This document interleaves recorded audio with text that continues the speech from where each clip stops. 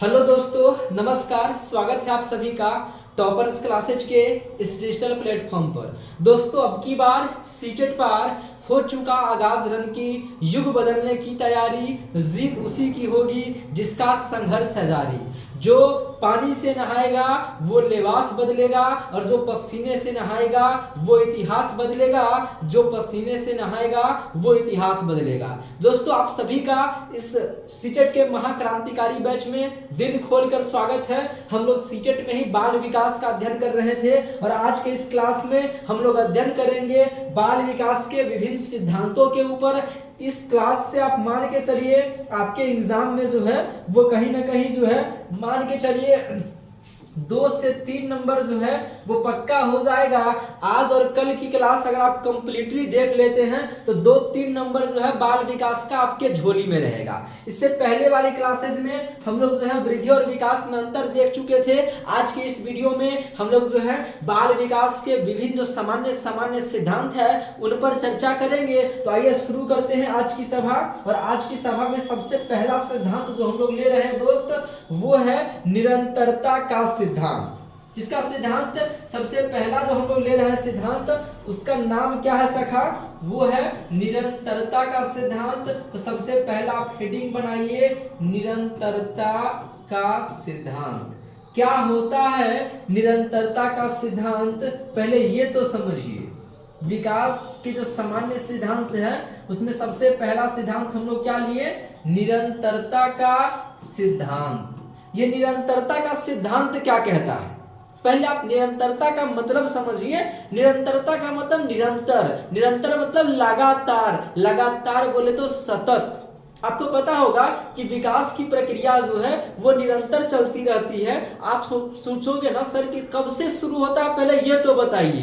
देखिए, विकास की प्रक्रिया जो है वो जन्म के बाद शुरू हो जाती है, और जन्म से पहले भी हालांकि विकास होता रहता है। मान के चलिए गर्भधारण से ही विकास की प्रक्रिया शुरू हो जाती है, और तब तक चलती रहती है जब तक व्यक्ति जिंदा रहता है। यानी गर्भधारण से शुरू हुआ और जीवन पर्यंत चलता रहता है। चाहे वो जन्म के बाद की कोई भी अवस्था हो, शैशवावस्था, बाल्यावस्था, किशोरावस्था, सभी अवस्था में बालक का विकास होता रहता है। इसीलिए हम लोग कहते हैं कि विकास जो है वो निरंतर चलने वाली प्रक्रिया है। इसी सिद्धांत को बोलते हैं निरंतरता का सिद्धांत। अब इसको लिखेंगे कैसे दोस्त? जैसे आप एक बार सोचिए, बच्चा जो है जब माँ के गर्भ में रहता है, जब माँ के गर्भ में जाता है तो एक कोशिका के समान होता है। उस समय उसका आकार एक सुई के नोक के समान होता है, जिसे जाइगोट कहते हैं। आपको पिछले वाले वीडियो में बताए भी थे, वो जाइगोट होता है। तो उस जाइगोट से जब बालक का जन्म होता है तो वो बहुत बड़ा हो गया रहता है। उस समय में और इस समय में, जन्म के समय उसके बीच बहुत ज्यादा उसका कहीं ना कहीं विकास हो गया रहता है। तो विकास की प्रक्रिया जो है वो कहीं ना कहीं गर्भधारण में ही शुरू हो जाती है। और जन्म के बाद की जितनी भी अवस्था है, चाहे वो शैशवावस्था हो, बाल्यावस्था हो, किशोरावस्था हो, सभी अवस्था में विकास की प्रक्रिया जो है वो चलता रहता है। मतलब जीवन पर्यंत सतत चलता रहता है। इसी सिद्धांत को बोलते हैं विकास के निरंतरता का सिद्धांत। क्या लिखेंगे? लिखेंगे गर्भधारण से ही बालक का विकास प्रारंभ हो जाता है, जो क्रमशः गर्भकाल से लेकर के जन्म के बाद की सभी अवस्थाओं से होकर गुजरता हुआ जीवन पर्यंत सतत चलता रहता है। इसी सिद्धांत को बोलते हैं निरंतरता का सिद्धांत। तो क्या लिखेंगे कि गर्भधारण से ही, या इसको ऐसे लिखे, गर्भधारण से ही। किस धारण की बात कर रहे हैं दोस्त? जी हाँ, गर्भधारण से ही एक बालक का विकास, गर्भधारण से ही एक बालक का विकास, एक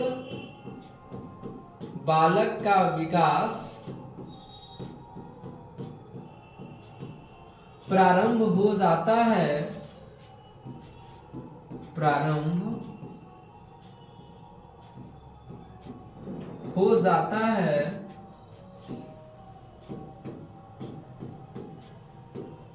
जो जन्म के बाद की अवस्थाओं में भी, जन्म के बाद की अवस्थाओं में भी होता हुआ जीवन पर्यंत, होता हुआ जीवन पर्यंत, होता हुआ जीवन पर्यंत चलने वाली, जीवन पर्यंत चलने वाली सतत प्रक्रिया है। कैसी प्रक्रिया है दोस्त? जीवन पर्यंत चलने वाली सतत प्रक्रिया है। इसी सिद्धांत को क्या बोलते हैं? निरंतरता का सिद्धांत। इसमें एक दो शब्द जो है वो बहुत ही जरूरी का है दोस्त। एक तो विकास जो है जीवन पर्यंत चलती है, सतत चलती है, इसी सिद्धांत को बोलते हैं निरंतरता का सिद्धांत। तो निरंतरता का सिद्धांत क्या कहता है कि बालकों के विकास जो है वो गर्भधारण से ही शुरू हो जाती है। जब बालक माँ के गर्भ में रहता है तब से शुरू हो जाता है, जो क्रमशः गर्भकाल होते हुए जन्म के बाद की सभी अवस्थाओं से गुजरता हुआ जीवन पर्यंत चलती रहती है। इस सिद्धांत को क्या कहते हैं? निरंतरता का सिद्धांत कहते हैं। किसका सिद्धांत कहते हैं दोस्त? निरंतरता का सिद्धांत कहते हैं। अब बात करें दूसरे सिद्धांत की, कि दूसरा सिद्धांत जो है दोस्त वो कौन सा है? देखिए दूसरा सिद्धांत जो है वो है निश्चित क्रम का सिद्धांत। दूसरा सिद्धांत हम लोग कौन सा ले रहे हैं दोस्त? निश्चित क्रम का सिद्धांत। ये निश्चित क्रम का जो सिद्धांत है वो क्या कहती है? निश्चित क्रम के सिद्धांत का जो है क्या मानना है, आइए इसको एक बार समझने का प्रयास करते हैं। आइए इसको जो है ठीक से समझते हैं। निश्चित क्रम का सिद्धांत क्या कहता है? निश्चित क्रम का सिद्धांत, देखिए दोस्त ये जो निश्चित क्रम का सिद्धांत है इनका क्या मानना है? सबसे पहले तो ये समझिए कि बालक के जो गामक विकास होते हैं वो सदैव एक क्रम में ही होता है। बालक के जो भी गामक विकास है वो सभी किसी न किसी क्रम में होता है। जैसे आप उदाहरण के लिए समझिए दोस्त, इसको उदाहरण से समझने का प्रयास कीजिए कि बालक के अंदर जो भाषा का विकास होता है, भाषा का जो विकास होता है वो किस क्रम में होता है? बालक सबसे पहले सुनना सीखता है, फिर जो है वो कहीं ना कहीं बोलना सीखता है, फिर पढ़ना सीखता है और फिर अंत में लिखना सीखता है। यानी भाषा विकास जो है वो सुबोपली, शॉर्टकट में सुबोपली बोले तो सुनना, बोलना, पढ़ना और लिखना के क्रम में होता है, जिसको LSRW से सूचित कर लेते हैं। तो ये कहीं ना कहीं ये क्रम हुआ, यानी विकास जो है वो निश्चित क्रम में होता है। ये विकास के निश्चित क्रम का सिद्धांत है कि बालक के जो भी गामक विकास है वो सदैव एक निश्चित क्रम में ही होते हैं। तो क्या लिखिएगा? बालक के गामक विकास जो है बालकों के सभी गामक विकास, बालकों के सभी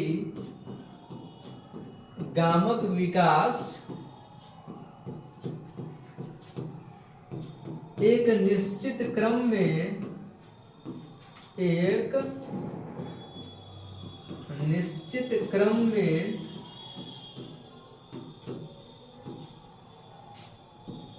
ही होते हैं।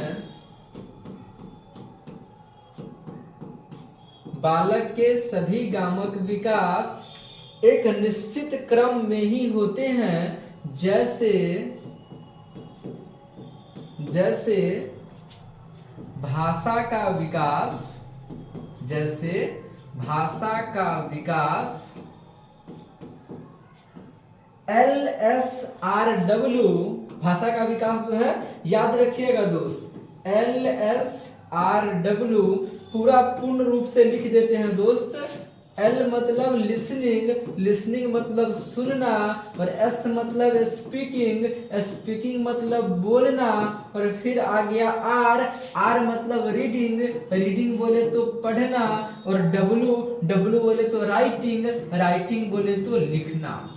यानी बालक का जो भाषाई विकास होता है वो एक निश्चित क्रम में, जो भी गामक विकास है सभी एक निश्चित क्रम में होता है। उदाहरण के लिए भाषा का विकास LSRW यानी सुनना, बोलना, पढ़ना के क्रम में ही होता है,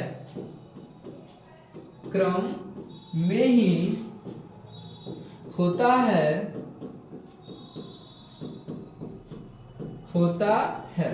तो इससे क्या पता चला? इससे ये पता चला कि बालकों के विकास में जो है वो क्रम जो होते हैं वो निश्चित होते हैं। बालकों के विकास का क्रम क्या होता है, निश्चित होता है। इसे निश्चित विकास का क्रम भी बोलते हैं, यानी विकास के निश्चित क्रम का सिद्धांत बोलते हैं। दोस्तों आपको अभी तक हम दो सिद्धांत बताएं विकास का।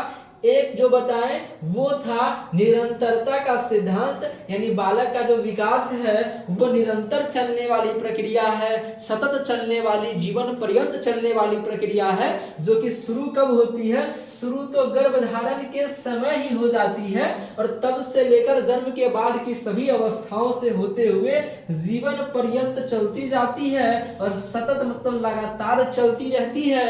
इसको बोलते हैं निरंतरता का सिद्धांत। और दूसरा जो देखे वो था निश्चित क्रम का सिद्धांत, यानी बालक के सभी गामक विकास में एक निश्चित क्रम देखने को मिलता है। जैसे बालकों के भाषा के विकास में जो LSRW क्रम है वो काम करता है। बालक पहले सुनने का सीखता है, फिर बोलने का, फिर पढ़ने का, फिर लिखने का, यानी भाषा जो है वो एक निश्चित, या फिर बालकों का विकास जो है एक निश्चित क्रम में ही बालक का विकास हो पाता है। इसे निश्चित क्रम का सिद्धांत कहते हैं। और विकास जो है हमेशा चलता रहता है, सतत चलता रहता है, लगातार चलता रहता है, जिसे निरंतरता का सिद्धांत के नाम से जानते हैं। आप इसका एक बार स्क्रीनशॉट लीजिए, फिर अगला सिद्धांत जो है उसकी चर्चा करते हैं।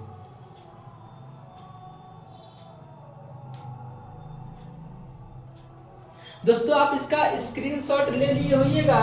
चलिए अगला जो सिद्धांत है उस पर चर्चा करते हैं। बात करें अगर तीसरे सिद्धांत की, तो तीसरा सिद्धांत कौन सा है? आइए दोस्त, तीसरा सिद्धांत जो हम लोग ले रहे हैं वो है परस्पर संबंध का सिद्धांत। किस सिद्धांत की बात कर रहे हैं दोस्त?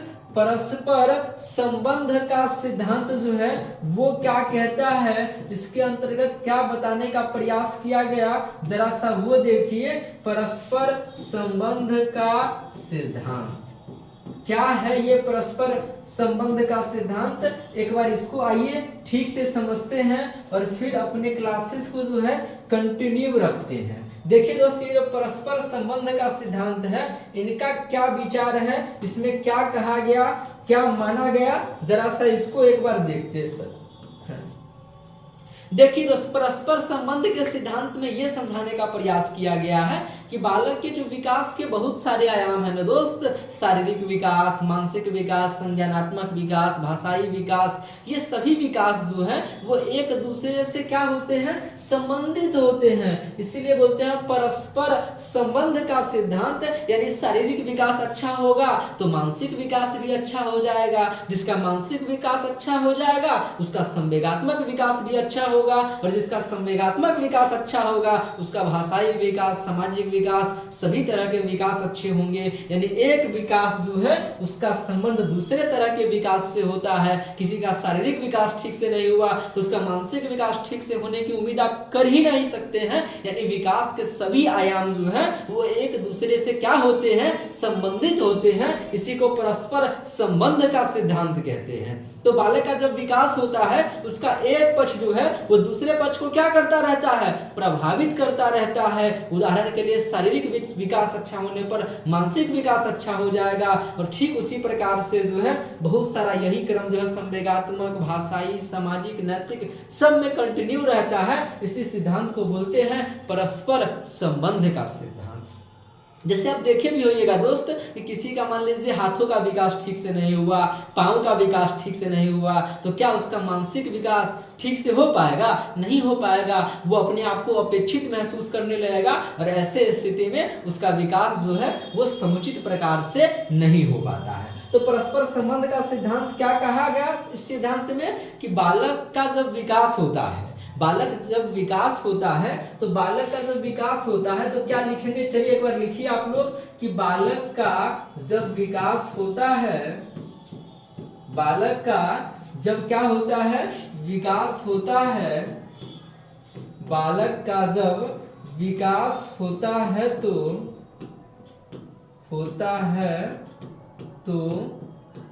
उसका एक पक्ष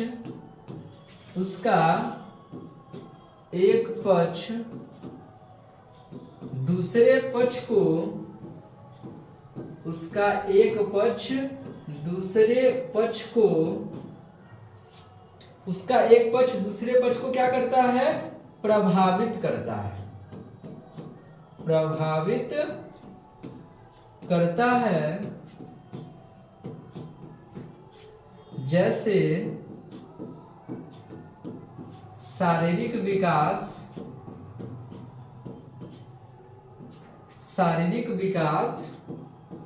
मानसिक विकास को, शारीरिक विकास मानसिक विकास को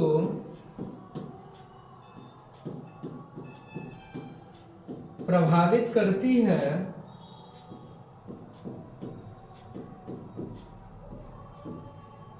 शारीरिक विकास जो है वो किस विकास को प्रभावित करती है, मानसिक विकास को प्रभावित करती है,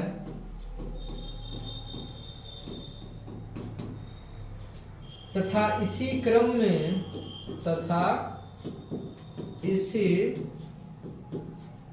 में संवेगात्मक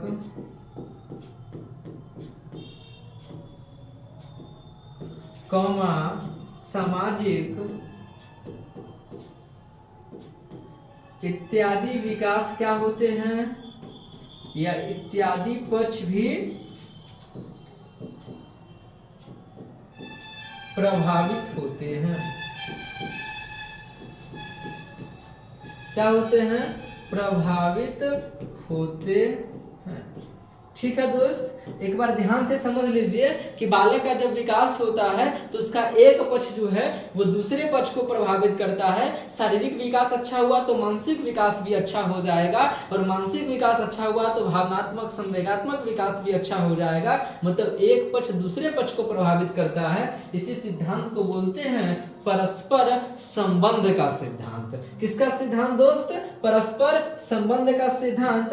आइए अगला सिद्धांत की अगर बात करें तो अगला कौन सा सिद्धांत है, जरा सा ये देखिए। अपने जो चौथे नंबर का सिद्धांत ले रहे हैं वो कौन सा ले रहे हैं। देखिए दोस्त, चौथा जो सिद्धांत है उसका नाम क्या है, जरा ये समझिए एक बार। चौथा जो सिद्धांत है वो है सामान्य से विशिष्ट का सिद्धांत। कौन सा सिद्धांत की बात कर रहे हैं, सामान्य से विशिष्ट का जो सिद्धांत है इसकी बात कर रहे हैं। यानी सामान्य से किसका सिद्धांत, विशिष्ट का सिद्धांत। विकास किधर से किधर की ओर होती है, सामान्य से विशिष्ट का जो सिद्धांत है ये कहता है कि विकास में पहले सामान्य कौशल का विकास हो जाएगा, फिर जाके जो है विशिष्ट कौशलों का विकास होता है। तो सामान्य से विशिष्ट का सिद्धांत, इस सिद्धांत के अनुसार एक बालक जो है वो पहले क्या करता है, सामान्य क्रियाएं सीखता है, फिर विशिष्ट क्रियाएं सीखता है। जैसे पहले करवट बदलने का सीखेगा, फिर जो है खड़ा होने का सीखेगा, फिर बिना सहारे के खड़ा हो जाएगा, फिर चलने का सीखेगा, फिर दौड़ने का सीखेगा, फिर ऊंची कूद लंबी छलांग लगाने का सीखेगा। ऐसा तो नहीं है ना दोस्त कि पहले ऊंची कूद लंबी छलांग लगाने का सीख ले फिर बच्चा खड़ा होने का सीखे। ये पॉसिबल है क्या, नहीं है ना दोस्त। तो इसी को बोलते हैं सामान्य से विशिष्ट का सिद्धांत। यानी इस सिद्धांत में क्या कहा गया, तो इस सिद्धांत के अनुसार आप याद रखिएगा दोस्त, इस सिद्धांत के अनुसार बालक पहले कैसा कार्य सीखता है, सामान्य कार्य सीखता है। इस सिद्धांत के अनुसार एक बालक पहले सामान्य क्रियाओं को सीखता है, पहले सामान्य क्रियाओं को सीखता है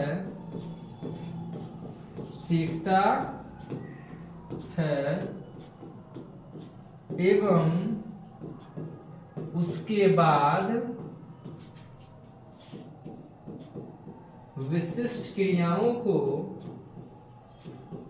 उसके बाद विशिष्ट क्रियाओं को सीखता है।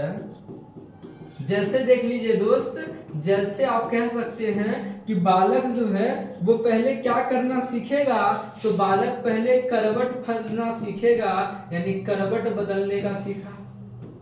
जैसे बालक पहले क्या किया, करवट बदला। अब करवट बदलने के बाद क्या करेगा, घुटनों के बल चलेगा। उसके बाद घुटनों के बल चलना, घुटनों के बल चलना। और उसके बाद जो है क्या होगा, बिना सहारे के खड़ा होगा, यानी बिना सहारे का खड़ा होना। कि शुरू में जो बालक है वो तो सहारे के साथ खड़ा होता है, बाद में बिना सहारे के खड़ा होना। फिर जो है आप कह सकते हैं इसी क्रम में बालक फिर क्या करेगा, वो जो है वो चलने का सीखा, दौड़ने का सीखा, और इसी तरह से बालक का विकास होता गया। यानी बालक पहले सामान्य सामान्य कार्य को सीखा और उसके बाद जो है वो विशिष्ट क्रियाओं को सीखता जाता है। इसी सिद्धांत को बोलते हैं सामान्य से विशिष्ट का सिद्धांत। इसको क्या बोलते हैं दोस्त, सामान्य से विशिष्ट का सिद्धांत। आप इसका एक बार स्क्रीनशॉट लीजिए, फिर हम लोग अगला सिद्धांत पर जो है वो चर्चा करते हैं।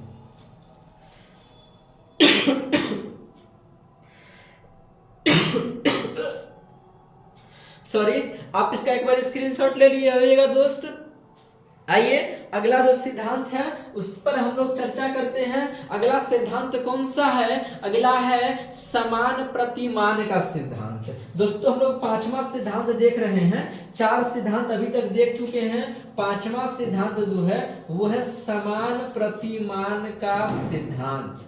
क्या है दोस्त, समान प्रतिमान का सिद्धांत।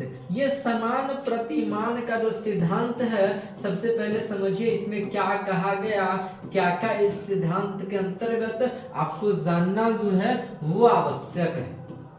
समान प्रतिमान का सिद्धांत जो है, सबसे पहले तो ये समझिए कि ये समान प्रतिमान का सिद्धांत जो है वो किनके द्वारा दिया गया है।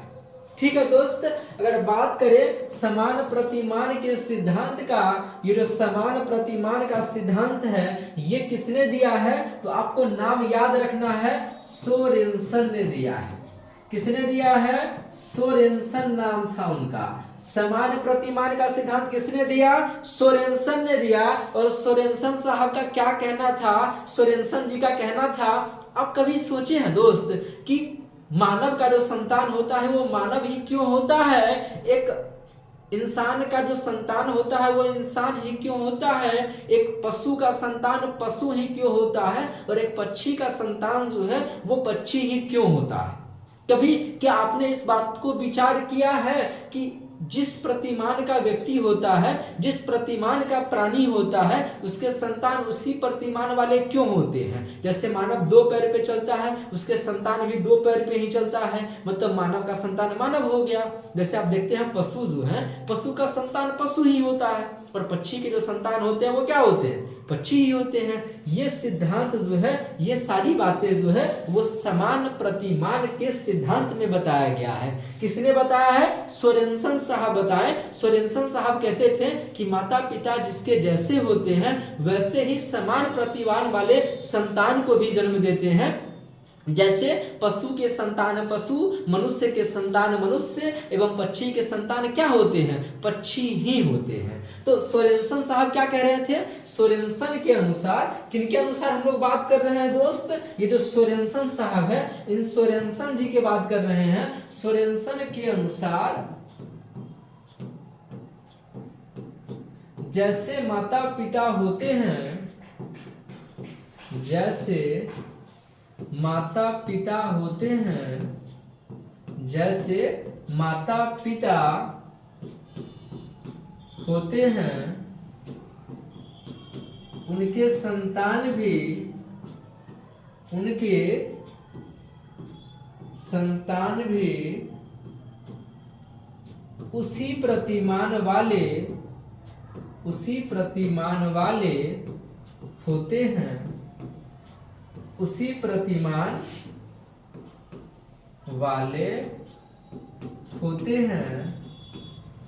अब इसको उदाहरण से समझिए, जैसे मनुष्य के मनुष्य के संतान क्या होते हैं, मनुष्य। जैसे मनुष्य के मनुष्य, कौमा पशु के पशु, पशु के पशु, एवं पक्षी के संतान एवं पक्षी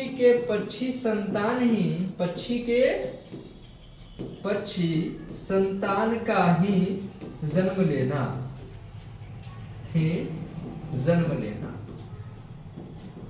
मतलब मनुष्य के संतान मनुष्य ही जन्म लेते हैं, पशु के संतान पशु ही जन्म लेते हैं, और पक्षी के संतान पक्षी ही जन्म लेते हैं। ये किस सिद्धांत के अंतर्गत कहा गया?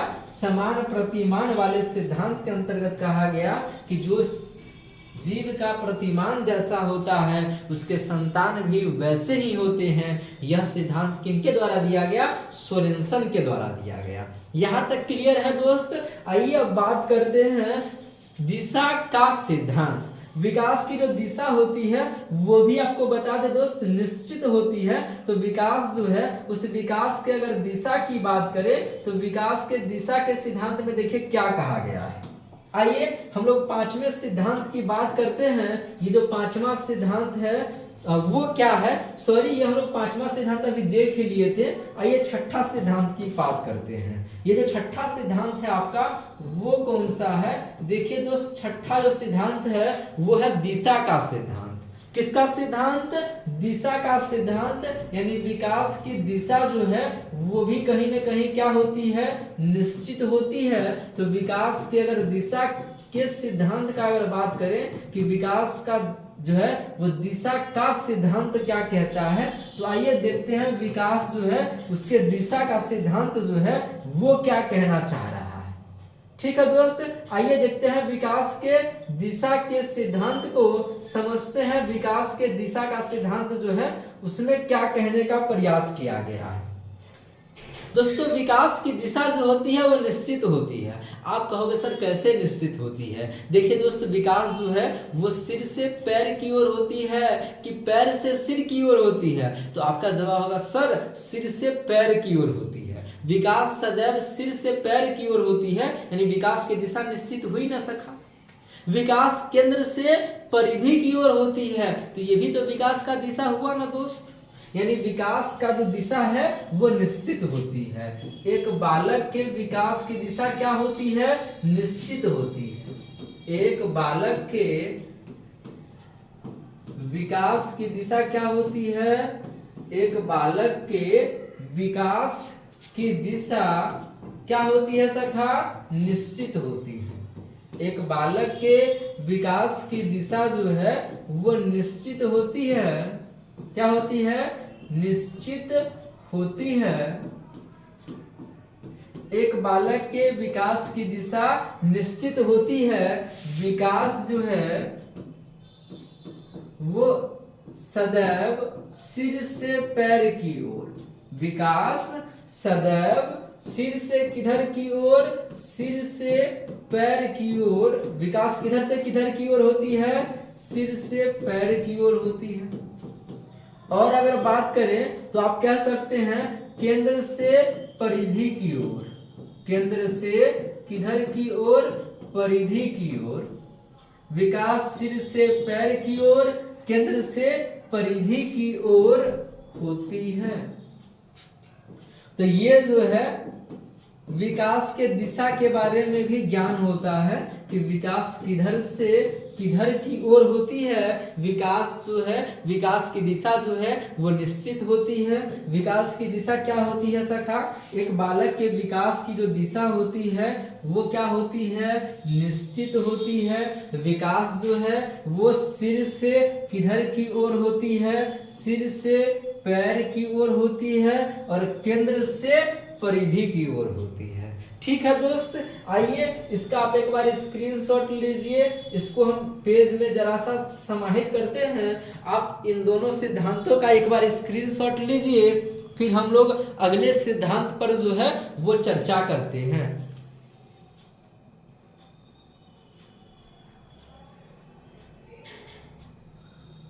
दोस्तों, आप लोग जो है इसका स्क्रीनशॉट ले लिए होइएगा। चलिए अब अगला सिद्धांत जो है उस पर चर्चा करते हैं।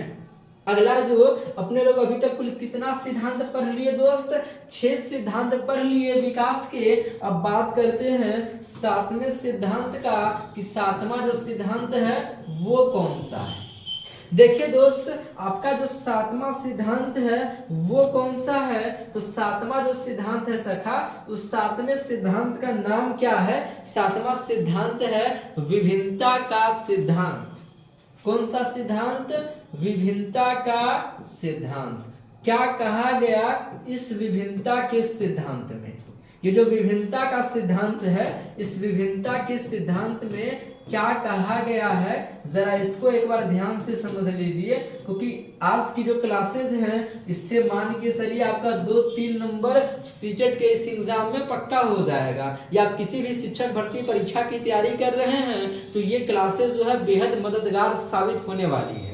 आइए दोस्तों, ये जो विभिन्नता का सिद्धांत है इसमें क्या कहा गया कि देखिए एक ही माता पिता होते हैं और एक ही माता पिता के संतान जो होते हैं वो अलग अलग टाइप के होते हैं। क्या जरूरी है कि एक माता के 4 संतान हैं, चारों संतान एक जैसे होंगे? नहीं, अलग अलग होंगे। तो माता पिता एक हैं परंतु उसके संतान जो है वो अलग अलग टाइप के होते हैं, यानी संतान जो है या प्रत्येक संतान में जो है वो विभिन्नता पाई जाती है। प्रत्येक संतान क्या होता है, अलग अलग होता है। सभी एक ही माता पिता के संतान जो होते हैं, अलग अलग संतान का रंग अलग हो सकता है, रूप अलग हो सकता है, कद काठी जो है, सोचने का तरीका, समस्या के समाधान करने का तरीका, ये सभी जो है वो अलग अलग पाया जाता है। इसी को हम लोग बोलते हैं किसका सिद्धांत सखा, विभिन्नता का सिद्धांत इसको बोलते हैं। विभिन्नता मतलब अंतर का सिद्धांत। प्रत्येक संतान एक जैसा नहीं होता, प्रत्येक दुनिया में व्यक्ति जो है वो एक जैसा नहीं होता। सभी के कार्य करने की क्षमता, विषय वस्तु को समझने की क्षमता, समस्या के समाधान करने की क्षमता, सभी के पास जो बुद्धि होता है, कद होता है, काठी होता है, रंग रूप होता है, वो सब अलग अलग होता है। इसी को क्या बोलते हैं, विभिन्नता का सिद्धांत। तो विभिन्नता के सिद्धांत में क्या लिखेंगे, प्रत्येक संतान जो है वो अलग अलग होता है। प्रत्येक संतान जो है उसमें विकास किस टाइप का होता है, अलग अलग होता है। इसी को बोलते हैं विभिन्नता का सिद्धांत या व्यक्तिगत विभिन्नता का सिद्धांत। तो ऐसे लिख लीजिए, प्रत्येक बालकों का विकास, प्रत्येक बालकों का विकास, प्रत्येक बालकों का विकास अलग अलग, प्रत्येक बालकों का विकास अलग अलग होता है या अलग अलग पाया जाता है। प्रत्येक बालकों का विकास अलग अलग पाया जाता है, जिसे क्या कहते हैं दोस्त, जिसे विभिन्नता का सिद्धांत, जिसे विभिन्नता या जिसे व्यक्तिगत विभिन्नता का सिद्धांत भी, जिसे व्यक्तिगत विभिन्नता का या सीधा विभिन्नता का सिद्धांत कहा जाता है। ठीक है दोस्त, क्या बताएं कि प्रत्येक जो संतान है, प्रत्येक जो बालक है, उसका विकास अलग अलग टाइप का पाया जाता है। इसे ही क्या कहते हैं, विभिन्नता का सिद्धांत कहते हैं। इसी को जो है व्यक्तिगत विभिन्नता का सिद्धांत भी कहते हैं कि एक बालक है उसको आप कोई काम दे दीजिए, दूसरे बालक को भी काम दे दीजिए, दोनों के काम करने की क्षमता अलग होगी, दोनों का रंग अलग अलग होगा, दोनों का कद अलग होगा, वजन अलग होगा, सोचने का नजरिया अलग होगा, यानी उसका व्यवहार अलग होगा। इसी को विभिन्नता का सिद्धांत बोलते हैं या व्यक्तिगत विभिन्नता का सिद्धांत कहते हैं। आइए दोस्त, बात करते हैं 7वें सिद्धांत की। वो जो 7वां सिद्धांत है वो कौन सा है? देखिए दोस्त, 7वां नहीं, सॉरी, हम लोग 8वें सिद्धांत की चर्चा कर रहे हैं। 7 सिद्धांत तो ऑलरेडी देख चुके हैं। लास्ट यानी 8वां सिद्धांत जो है वो है चक्राकार विकास का सिद्धांत। किसका सिद्धांत सखा? चक्राकार जो है वो चक्राकार विकास का सिद्धांत क्या कहता है? ये जो चक्राकार विकास का सिद्धांत है इनका क्या मानना है, जरा सा चक्राकार विकास के सिद्धांत को भी देखिए और समझने का प्रयास कीजिए। ये जो चक्राकार विकास का सिद्धांत है ये क्या कह रहा है? आइए दोस्तों समझते हैं चक्राकार विकास के सिद्धांत को। देखिए, चक्राकार जो विकास का सिद्धांत है इसमें कहा गया कि प्रत्येक जो पहले या शीघ्रता से हुई विकास है, जब तक वो वातावरण में या जब तक वो मान लीजिए तब तक रुका रहता है जब तक कि वह बाकी अंगों के संतुलन में नहीं आ जाता है। कोई विकास आपका पहले से हो गया किसी बालक का, और तब तक आगे वाला विकास रुका रहेगा जब तक वह विकास जो है अन्य विकास के साथ, बाकी अंगों के साथ क्या नहीं कर ले, संतुलन नहीं कर ले।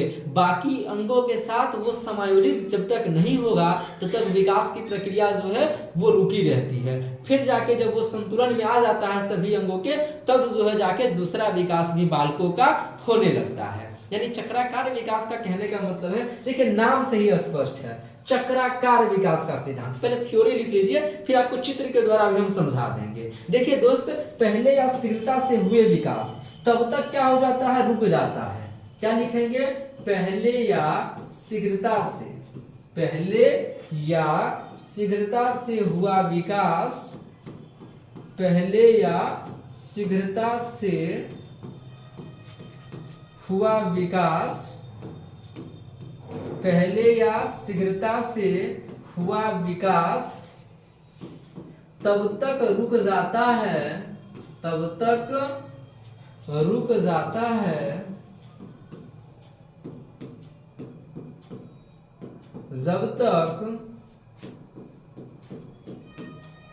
जब तक कि वह बाकी अंगों से, या जब तक कि वह बाकी अंगों के संतुलन में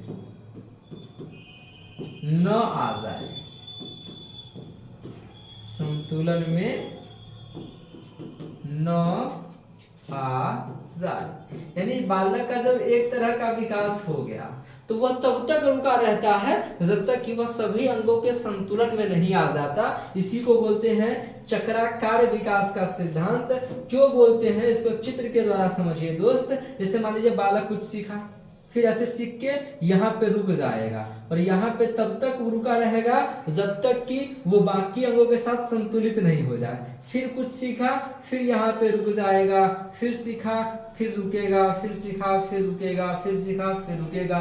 मतलब ये विकास जो है कुछ सीखने के बाद यहाँ थोड़ा देर रुक जाता है ताकि यहाँ बाकी अंगों के साथ संतुलित हो जाए। सीखने के बाद फिर यहाँ रुक जाता है ताकि बाकी अंगों के साथ संतुलित हो जाए। यहाँ भी वही, यहाँ भी वही, यहाँ भी वही, यहाँ भी वही कंडीशंस कि एक तरह का विकास हुआ जो पहले हुआ वो बाकी अंगों के जब संतुलन में आ जाता है तब जाकर के जो है अगला विकास होता है। तब तक रुका रहता है जब तक कि वह बाकी अंगों के संतुलन में नहीं आ जाता है। इसी को बोलते हैं चक्राकार विकास का सिद्धांत। आप इसका एक बार स्क्रीनशॉट लीजिए और फिर जो है हम लोग अपने क्लास की जो है समाप्ति करेंगे। पहले आप इसका एक बार स्क्रीनशॉट लीजिए दोस्त। आप इसका स्क्रीनशॉट ले लिए होइएगा। चलिए आज की जो है वो मोटिवेशनल लाइन एक बार देखिए।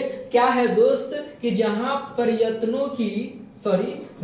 जो है प्रयत्नों की ऊंचाई, जहां प्रयत्नों की ऊंचाई अधिक होती है वहां नसीब को भी क्या करना पड़ता है, झुकना पड़ता है। जहां प्रयत्नों की ऊंचाई अधिक होगी वहां नसीब को भी झुकना पड़ता है।